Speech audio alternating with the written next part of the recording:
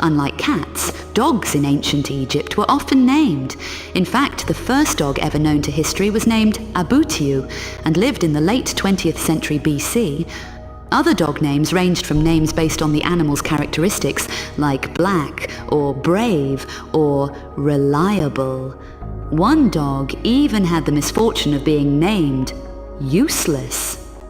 The ancient Egyptians bred a distinctive breed of hunting dog known as the Tassum hound.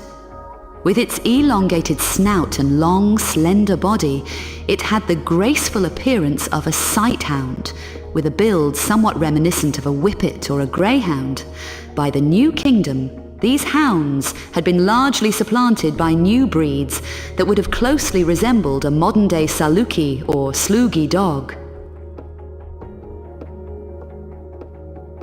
This visually striking cat statue is a replica of the famous Geyer Anderson cat, donated by Major Robert Geyer Anderson and Mary Stout Shaw to the British Museum. It is believed to be a representation of the goddess Bastet, the very same goddess after whom our little diminutive house cat is named. Although the ancient Egyptians are somewhat well known for their affinity for felines, it appears the Egyptians did not typically name their cats. One notable exception is a cat who belonged to Puimre, high priest of Amun, named Nejem, which roughly translates to sweet one or sweetie. The ancient Egyptians tended to have onomatopoeic words for animals, or words that sound like their meaning. Keeping with this tradition, in the case of the domestic house cat, they were, rather adorably, called miyu. Chinese ceramic vases have somewhat of a dichotomy in style between those destined for members of the imperial court and those destined for the common people. Interestingly, throughout most of Chinese history, court taste, while highly eclectic, still favoured monochrome ware. This vase, with its charming, colourful design, was obviously not meant to grace the home of a courtier. Just a few years ago, a Qing vase like this one, discovered in one woman's London bungalow by her next of kin, fetched a price of £51.6 million at auction. It was most likely obtained by troops who looted the Summer Palace in Beijing during the Second Opium War, whereupon it was spirited away to England. Just look at the splendid craftsmanship in this Qing vase. One wonders if its original owners used it for some everyday purpose.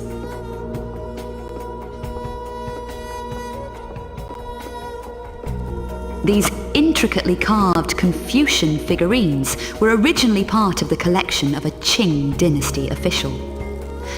I acquired them as a gift from the government of Hong Kong for certain services rendered. Perhaps I shall write about this adventure once the political intrigue involved dies down. This absolutely splendid dream catcher was a gift from a dear Native American friend of mine. Perhaps sometime soon I'll write down the details of our last adventure together across the pond.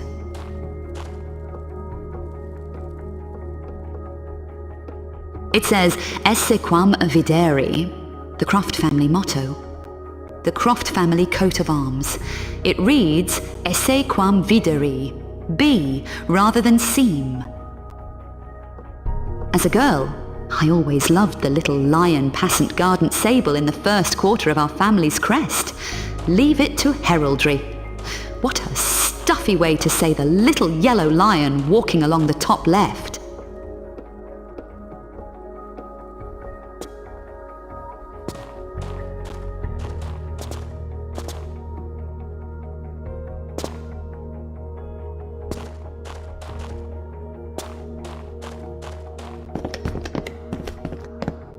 There, boss lady. Just dropping by for a little visit. That's quite the precarious position you're balancing in right there. Are you quite sure that's the most comfortable seating arrangement? Damn, girl, don't tell me what to do. You do know the cushioned part of the couch is down there, right? Girl, leave me alone. I'll sit how I want. How's the investigation going on the artifact I brought with me from Ireland? Now here's something interesting. The UV images came back with this. Some kind of marking that seems to have been on it. Worn away by time. Hard to tell what it might be. Maybe you can make something of it. Really, Zip? On the clock? That ain't none of your business, boss lady. Now, I know you didn't just take them guns out of my What have we got here? What's on Zip's reading list for the week? Damn, girl, what the hell is wrong with you? Girl, I'm from New York. You ain't gonna faze me. Well, I certainly don't envy your back. I'll sit however I like, but thank you so much for your heartfelt concern. Good riddance.